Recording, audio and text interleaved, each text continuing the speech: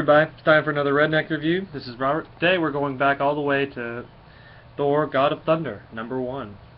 Alright, well, this particular line is written by Jason Aaron, who wrote a lot of the more darker comics. So he's getting his chance to play with a little lighter-hearted of Marvel's heroes, such as, Thor here. The writer is Assad Ribic. And this is a $3.99 book. I don't know if it's really worth $3.99, but we're going to go in the store and just check. Alright, well, like I said, this is #1, so we're going to find out what it's all about. Alright, it starts off back in 893 AD, the Earth, the western coast island. And we see Thor on celebrating with all these local Vikings and stuff. He's helped them slay a frost giant. Everyone's drunk and going on. He goes, Thor Odinson, God of Thunder, Prince of Asgard, heir to the throne of the realm eternal. He goes, I love my life. He's just telling everyone that he loves being able to go on these crazy adventures and have fun basically. So all of a sudden the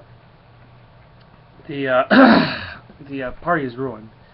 He goes, a cry in the night.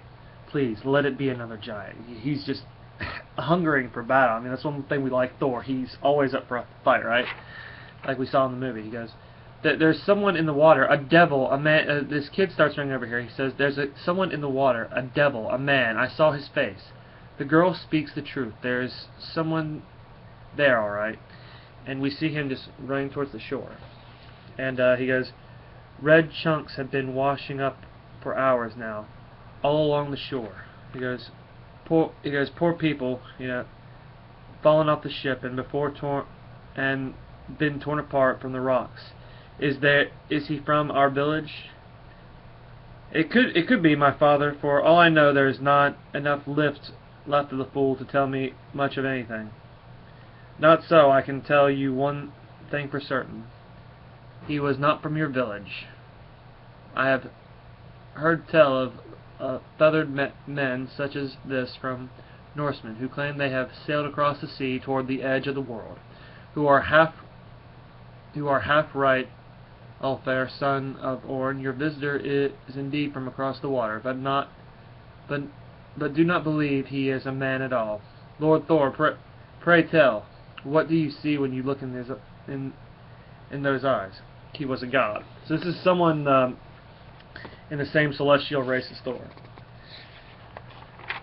So they're all wondering, well, how can you kill a god? He goes, a god, Odin's beard, but that could have done this. They could have done this to a god, even a heathen. One from across the sea must have been a sea serpent. Only thing could have happened. Look at that flesh. There's not a bite on him. He wasn't eaten. He was butchered. What in all the 9 worlds can butcher a god? Whatever it was, I guarantee you, its skull is no match for the Asgardian steel. He's using his axe. At this time in Thor's history, he had an axe instead of a hammer. He goes, come now, Norsemen. Why stand here with the dead when we have a long house filled with cold mead and warm women? Thor, for one, has yet to drink his fill of either. Boy, fetch some food, enough to build a funeral pyre. So Thor's over here. He's trying to make light of the situation. Let's go back inside to be with the women and the meat. But in his mind, he understands what's going on. He's faced this before. Present day, the story shifts to present day in deep space on the planet Indignar. Yeah, I've never prayed before, so I'm not exactly sure how to do this, but here goes. Dear Thor, my people need your help. It has rained on my planet for many years. It hasn't rained on my planet for many years. Everything here has died. Soon we will die too. Everyone throughout the spaceways says that you are the greatest god who ever lived, and that you can do anything. Please, Thor. I'm not particularly big on the praying part. I believe in God, my God, Jesus Christ. I don't particularly like them referring to Thor as a god when he's not really a god in this thing, but whatever, it's a story. I I hear the prayer from a universe away. Across the cosmos I bring with me the storm. So Thor comes and he saves this little planet. And he's in all his awesome armory glory, and Thor, and they're all showing him happy to see him. He goes, "You came. I never dreamed you actually would. I heard your prayer, little one. And what kind of God would I be if I did not answer prayers? Now, if you'll excuse me, there's always somewhere I need to be smited with a very large hammer, and Thor is always happy to oblige. Please stay.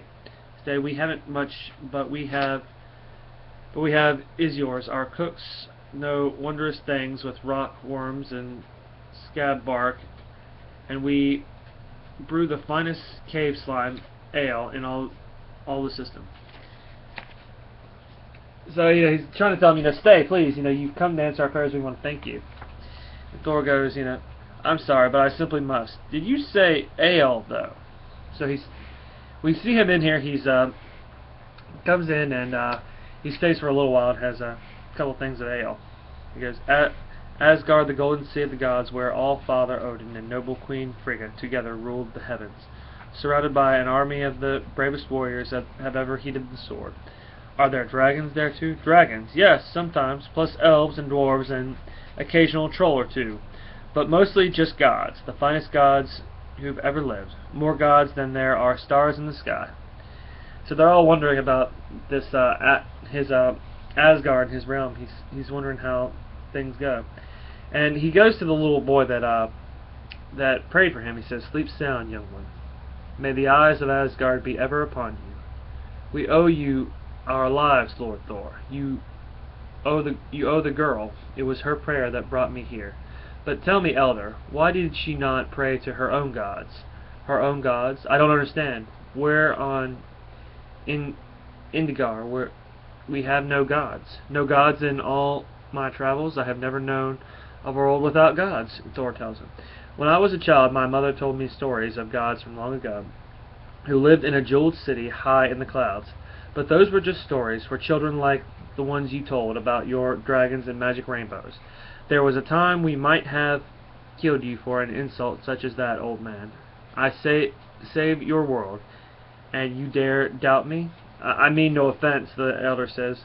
"My lord, I just thought, do you mean to tell me that there really are rainbow bridges and flying goats, and that the throne of heaven, and that there really is a throne of heaven? My lord, let us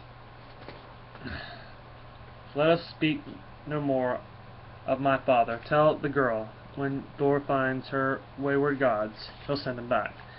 So we see in this big conversation with this guy that these people are all about the concept of gods, and that's what this story arc mostly is about. Well, Thor goes off from the planet, as we see here in the picture. It's really dark. Sorry about that.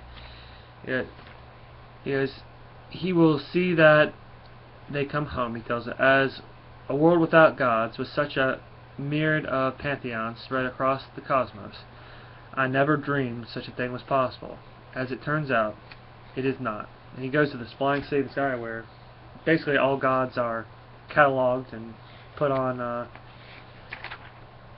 to it. He goes, "Indeed, there was a time this world had gods. So what then has become of them?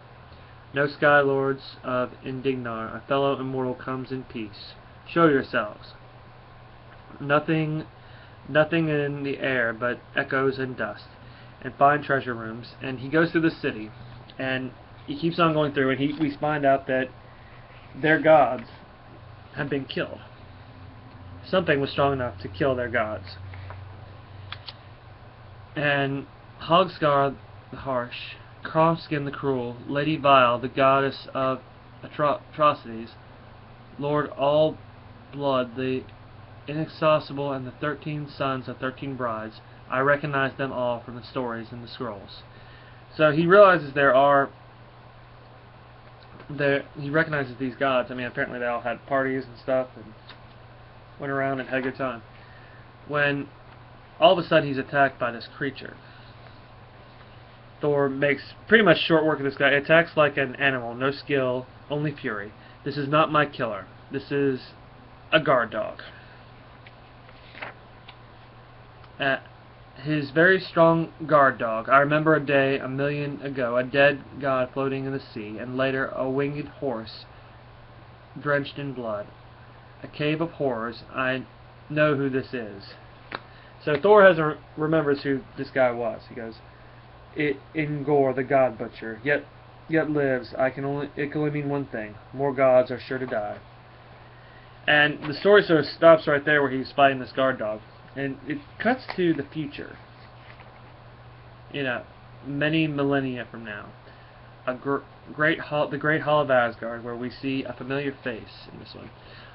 An old man with one eye, and a hammer, and sword. He goes, bring me my arm.